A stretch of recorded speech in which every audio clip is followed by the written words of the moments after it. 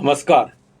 तबसरा आज दोपहर तक में एक बार फिर आपका स्वागत है और मैं हूं दर्शपल गुप्ता और मेरे साथ है वरिष्ठ पत्रकार सतीश वर्मा जी। सतीश जी, आज जो खबरें हैं जिन पर चर्चा करेंगे उनमें सोनिया गांधी कांग्रेस नेता है, उसको ईडी ने तलब किया। उसको लेकर कांग्रेस ने पूरे देश में प्रोटेस्ट किया है। द्रौपदी मुर्मू का राष्ट्रपति बनना लगभग तय। खराब मौसम के कारण रास्ता बंद हुआ। नेशनल हाईवे जम्मू श्रीनगर यात्रा को रास्ते में रोका गया और जम्मू में फिर कोरोना पांव पसार रहा है। बुधवार 400 से अधिक केसेस सामने आए। 24 जुलाई को गृह मंत्री और संघ के बड़े नेता जम्मू आ रहे हैं। टैक्सी यूनियन ने जो नवनिर्वाचित जो हैं ट्रांसपोर्ट यूनियन के प्रेसिडेंट, उनका वेलकम किया। एक प्रेस कॉन्फ्रेंस में बातचीत भी की, उस पर भी चर्चा करेंगे। सबसे पहले बात करते हैं आज सोनिया गांधी, उसको ईडी ने तलब किया था क्योंकि उनकी सेहत ठीक नहीं थी, उनको कोरोना हुआ था। इसलिए उनके साथ उनकी बेटी प्रियंका गांधी को भी मेडिसिन के साथ वो दवाइयाँ वगैरह लेके गई थी। राहुल गांधी भी गए थे लेकिन उनको छोड़ के आ गए। और उसके इस बीच में कांग्रेस ने पूरे देश में प्रोटेस्ट किया है। जम्मू में बहुत प्रोटेस्ट हुआ है। हालांकि 2 घंटे की पूछताछ के बाद ईडी ने उनसे बात की और कहा कि अगर आपकी सेहत नहीं इजाज़त देती है तो हम इसको बंद कर देते हैं, फिर इसको दोबारा करेंगे। तो उसकी सेहत को देखते हुए लंच के वक्त पूछताछ खत्म कर दी गई। अब फिर 25 जुलाई को उनको फिर बुलाया गया है। लेकिन ईडी के बुलाने पर कांग्रेस ने पूरे देश के अंदर प्रोटेस्ट किया है। आज जम्मू में भी एक बहुत बड़ा प्रोटेस्ट हुआ है। नहीं, आप बिल्कुल ठीक कह रहे हैं। देखिए, राहुल गांधी से भी बैक टू बैक कई घंटे बातचीत पूछताछ की गई थी पिछले दिनों और लगातार की गई थी। तब भी कांग्रेसियों ने बड़ा हंगामा किया था पूरे देश के अंदर, जम्मू में, दिल्ली में, राजस्थान में, बड़े स्टेटों के अंदर। तो ऐसे लगने लगा था कि जैसे कांग्रेस जो आशय पे है कहीं फिर ताकत में आती दिखाई दे रही है। सोनिया गांधी को लेकर कई बार, 2 बार पहले भी नोटिस शायद जारी हुए, लेकिन चूंकि सोनिया गांधी अन्य बीमारियों के अलावा कोविड की भी ग्रस्त रही हैं, तो शारीरिक शिथिलता के कारण वो ज़्यादा पूछताछ में भाग नहीं ले सकती थी। मुझे लगता है कि उसको देखते हुए ईडी ने एक मानवीय दृष्टिकोण अपनाते 2 घंटे की शायद पूछताछ की। उसका बाद ये कहा गया कि शायद कयास लगाया जा रहा है कि 25 तारीख को उनको फिर बुलाया जाएगा। लेकिन ये बात ज़रूर है कि कांग्रेस जो है, जो पिछले दिनों लगातार पूरी तरह बैकफुट पे दिख रही थी, जब इसके नेतृत्व में इस तरह की बात आती है तो ये कांग्रेसी कहीं कहीं से निकल कर सामने आ जाते हैं। जम्मू में हमने आज देखा, खास तौर से चूँकि हम अपनी स्टेट की बात करेंगे, जम्मू में हैरत और दिलचस्प बात यह है, कहाँ मीर और आज़ाद गुट में ज़बरदस्त रस्साकशी चलती आ रही पिछले कई सालों से। लेकिन आज जो प्रोटेस्ट हुआ उसमें वकार रसूल भी थे, रमन भल्ला भी थे, रविंदर शर्मा भी थे, योगेश साहनी भी थे, वो तमाम नेता थे, मनोहर लाल शर्मा कठुआले थे, ताराचंद तक कह रहे, बताया गया कि शायद ताराचंद सभी गुट इकट्ठे हो गए। तो इसका मतलब ये देखा जा रहा है, विश्लेषण करते हुए राजनीतिक जो पंडित है उनका मानना ये है कि इसका मतलब ये है कि भले सही तौर पर इनकी आपसी मन मुटाव हो, लेकिन जब नेतृत्व बात आती है तो ये सारे कांग्रेसी हो जाते हैं। और आज इनकी भारी संख्या में जम्मू के अंदर इनको हिरासत में भी लिया गया। कई पहले तो देखते थे इक्का दुक्का बसें लगती थी पुलिस की, आज कई बसें देखी गई। और जिस प्रकार का उत्साह और जोश, इनको पता है कि सरकारी एजेंसियां कब किसके ऊपर आके गिर जाएं, कोई पता नहीं किसी का। लेकिन बावजूद उसके कांग्रेसी फिर भी निर्भय होकर लड़ाई लड़ रहे हैं। और हम समझते हैं कि ये कांग्रेस के वजूद की भी बात है, सबसे बड़ी बात है, क्योंकि कांग्रेस जो है, कांग्रेस को का अपना एक पक्ष है, कांग्रेस का पूरे विपक्ष का एक विपक्ष है कि उसको नेशनल मीडिया उनकी बातों को पहुंचाता नहीं है। लेकिन ये है कि सोशल मीडिया, जिस प्रकार का यूट्यूब चैनल हम चला रहे हैं, जिस प्रकार का सोशल मीडिया है, ये जरूर मतलब निष्पक्ष भाव से इन मेजॉरिटी हर सत्ता पक्ष है उसकी पूरी बात दिखाएगा और विपक्ष की बात दिखाएगा। मैं समझता हूँ इन मामलों में कम से कम कांग्रेस को सोशल मीडिया पे जरूर एक कहा जाए कि एक अहमियत दी जा रही है। बिल्कुल सही कहा आपने। सी जी, राष्ट्रपति के चुनाव हो गए जी। हैं, उनके वोटों की गिनती हो रही है। जी अभी तक जो सामने आया है, अब तक जो सांसद के वोट हैं सारे गिन लिए गए हैं, और जैसा लग रहा है, जैसा हमने पहले भी चर्चा की थी, जी कि राष्ट्रपति के चुनावों के लिए द्रौपदी मुर्मू जो है लगभग तय है उनका राष्ट्रपति बनना। अभी तक जो गिनती हुई है उसमें भी उनकी लीड है, बिल्कुल बिल्कुल लीड है, और बाकी असेंबलीज के जो आने हैं उनमें भी लग रहा है कि वो वही राष्ट्रपति बनेंगी। और अब सिर्फ एक औपचारिकता रह गई है कि चुनावों का पूरी गिनती हो जाए और रिजल्ट सामने आ जाए। लेकिन इसको देखते हुए अभी गिनती चल रही है, लेकिन इनके पैतृक जो गांव है वहाँ पे लोगों ने बहुत तैयारियां की हैं, जी बिल्कुल बहुत जोश है वहाँ पे। सुबह से हम देख रहे हैं, हम वीडियोस आ रही हैं, लड्डू बिल्कुल। बन रहे हैं, मिठाइयाँ बन रही हैं, सजाया रखा हुआ है उनका। उनका में एक बड़ी एक जोश इस बात का है कि यहाँ से एक राष्ट्रपति, एक महिला हमारे बीच में से भारत के सर्वोच्च पद पर जाकर बैठने जा रही है। देखिए, हम पहले भी अपने इन कार्यक्रम में चर्चा कर चुके हैं कि संघ शुरू से जो ट्राइबल इलाके है उसमें काम करता आ रहा है पिछले एक लंबे अरसे से। उसकी एक वजह यही रही कि इस प्रकार के आरोप लगते रहे कि जो फॉरेन पावर्स हैं, खासतौर से क्रिश्चियन मिशनरीज हैं, वो आदिवासियों को ईसाई बनाने में ज़्यादा प्रोत्साहित करते हैं, उनकी पढ़ाई लिखाई और लोभ देकर। तो संघ एक लंबे अरसे से काम करता आ रहा है। ये संघ का अपना एक संकल्प मुझे लगता है। मोदी, नरेंद्र मोदी हो या अमित शाह हो, ये तो बीजेपी के एक नेता है, लेकिन संघ की भी इसमें दिलचस्पी लगती है, जो सूत्र मेरे बता रहे हैं। तो मैं समझता हूँ जिस प्रकार अगर कैंडिडेट की बात करें तो इस वक्त वो टिप्पणी करना मुनासिब नहीं होगा, क्योंकि जिस प्रकार की शख्सियत यशवंत सिन्हा है सारी दुनिया ने देखा है, एक मजबूत, काबल, ईमानदार, सब चीज़ें उनमें। लेकिन कहते हैं ना कि कई बार आदमी सही होता है लेकिन गलत पाले में खड़ा होता है, तो वो स्थिति है यशवंत सिन्हा के साथ। और द्रौपदी मुर्मू जो है एक ट्राइबल है। आपने ठीक कहा कि उनके गांव में एक जश्न का माहौल है, लेकिन ये भी हमें मालूम है कि राष्ट्रपति बनने से पहले उनके गांव में पूरी तरह सड़कें भी नहीं थी, कुछ भी नहीं था, लोग तरस थे। तो मैं समझता हूँ कि कम से कम राष्ट्रपति बनने के बाद उनके गांव को उनके राष्ट्रपति बनने के इस सफ़र में वो चीज़ें मुहैया होने लगी हैं जिसकी वो पिछले कई दशकों से इंतज़ार कर रहे थे। और ख़ास तौर से देखें ना, इसमें दिलचस्प पहलू ये है, जिन जिन राज्यों में गैर भाजपा सरकारें हैं, मसलन झारखंड जी, मसलन छत्तीसगढ़, मसलन उड़ीसा, उसमें जमकर क्रॉस वोटिंग हुई है।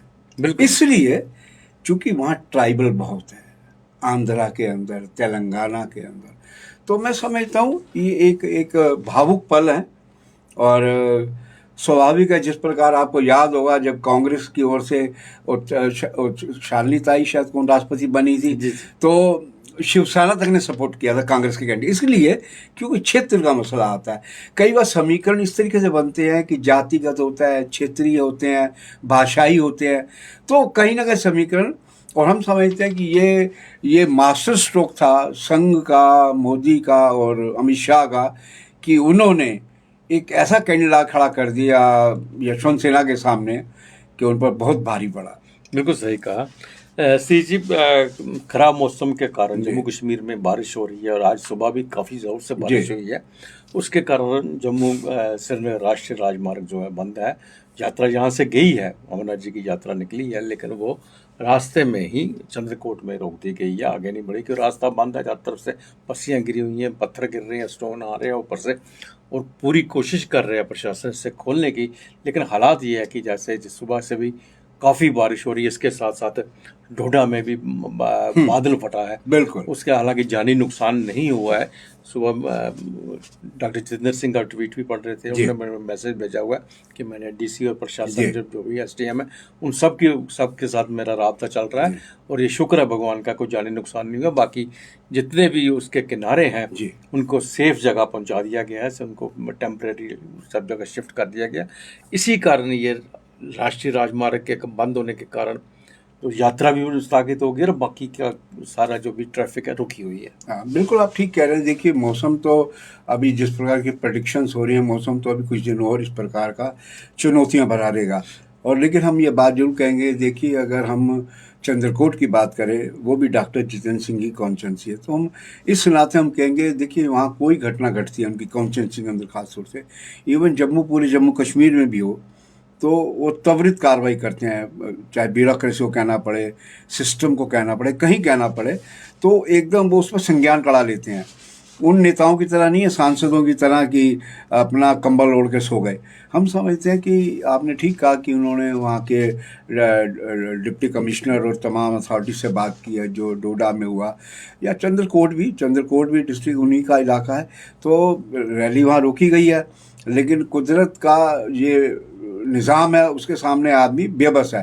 अब बस्तियाँ को साफ़ किया जाएगा, लैंडस्लाइड जिसे बोलते हैं, भूस्खलन बोलते हैं, खाल जब साफ़ किया उसके बाद यात्रा आगे बढ़ेगी।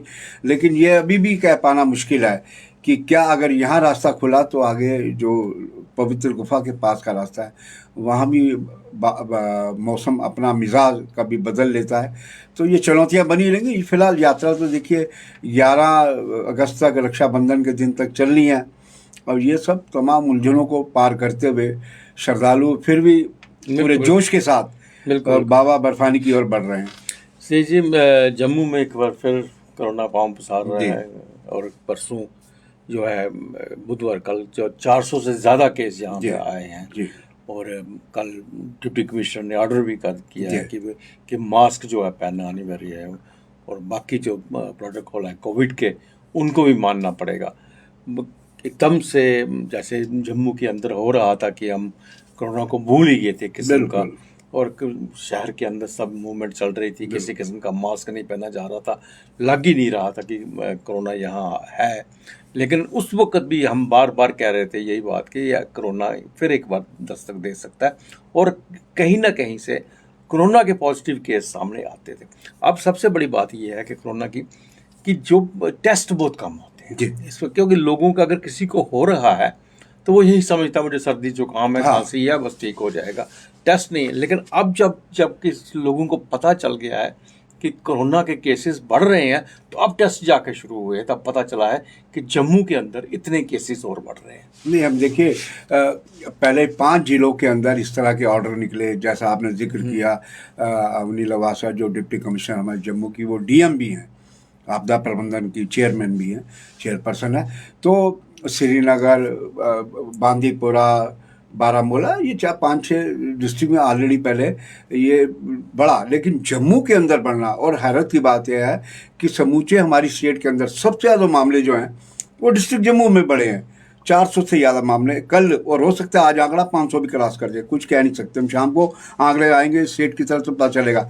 तो ये एक बड़ी चिंता की बात, और ऐसे और लेकिन ये शुक्र है कि ये बात भी साथ में साफ हो रही है कि जो बाहर से श्रद्धालु आ रहा है उनकी वजह से कोरोना नहीं फैल रहा, ये लोकल लेवल पर प्रॉब्लम क्रिएट हो रही है, जिसे कहा जाए कम्युनिटी लेवल पर।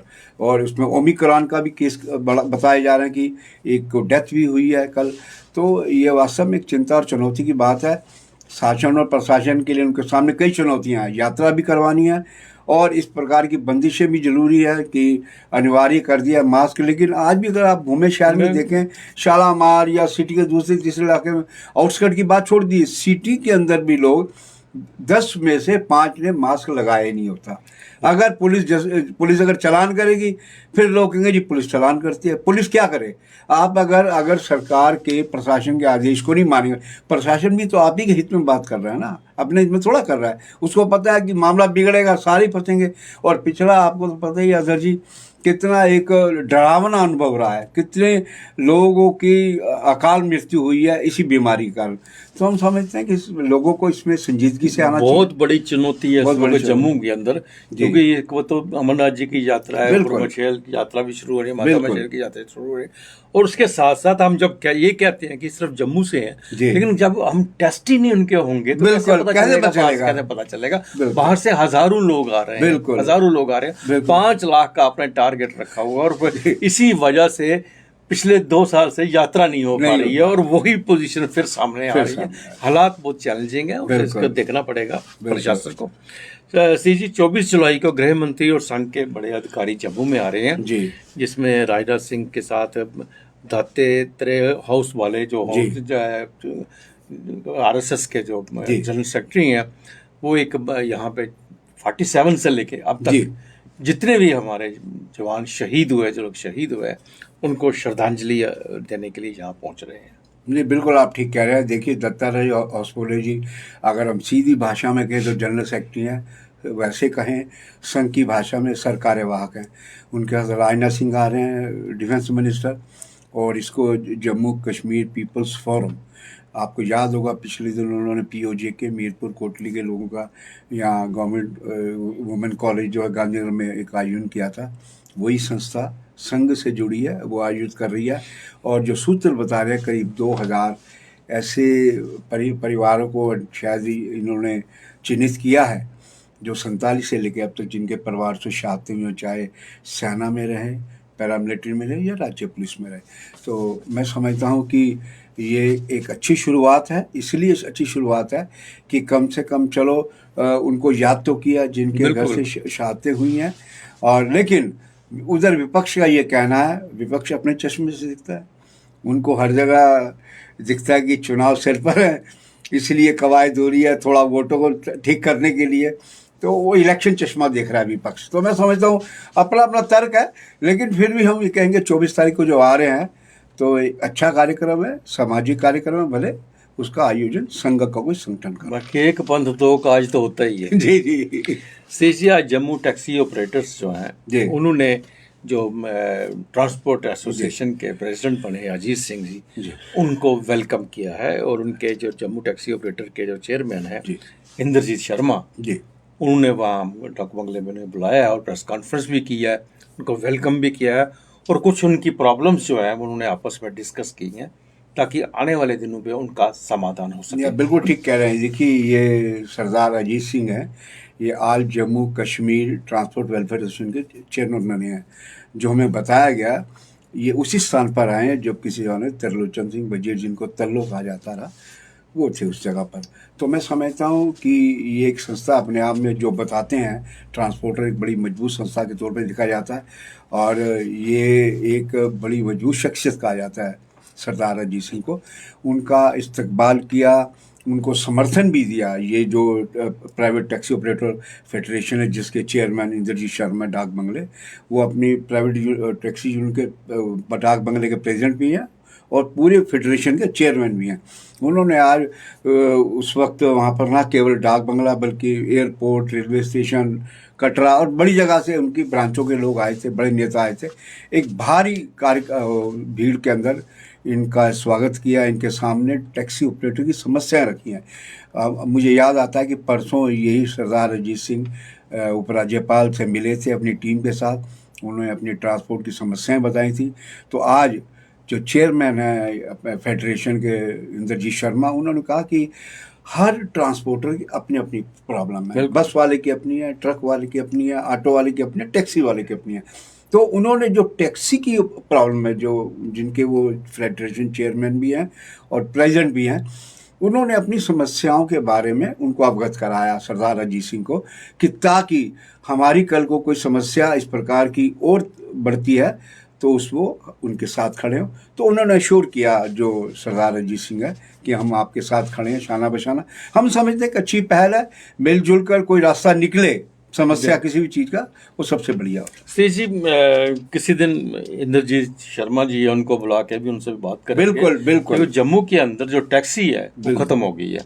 जी जी। टैक्सी का सिस्टम ही खत्म हो गया है। टैक्सी आपको मिलेगी एयरपोर्ट पे, टैक्सी आपको मिलेगी रेलवे स्टेशन पे या डाक बंगले में खड़ी होंगी। बिल्कुल लॉन्ग रूट के लिए, श्रीनगर के लिए मिलेंगी। बाहर की लोकल टैक्सी जो जम्मू में चलती थी वो आज खत्म हो गई है। आज किसी को टैक्सी की ज़रूरत पड़ती है तो वो टैक्सी नहीं मिलती है। और बाहर से जैसे ओला है, दूसरी है, वो अभी तक जम्मू में आई नहीं है। शायद उसकी एक वजह ये भी है कि ये भी नहीं चाहते कि वो ऐसी टैक्सीज आए, क्योंकि पहले ही टैक्सी का बिजनेस जो है बहुत इनका नुकसान हो गया, नुकसान हो गया, खासकर कोरोना की वजह से टूरिस्ट नहीं आया, नुकसान हुआ।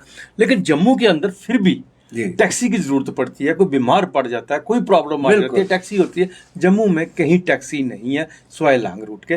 तो किसी दिन किसी बात बुला के करेंगे, चर्चा की उनसे जाएगी। चर्चा की जा सकती है। बिल्कुल। तो ये था तबसरा आज दोपहर तक का। बाकी खबरों के लिए आप देखते रहें पीपी न्यूज़ लाइव। नमस्कार। नमस्कार।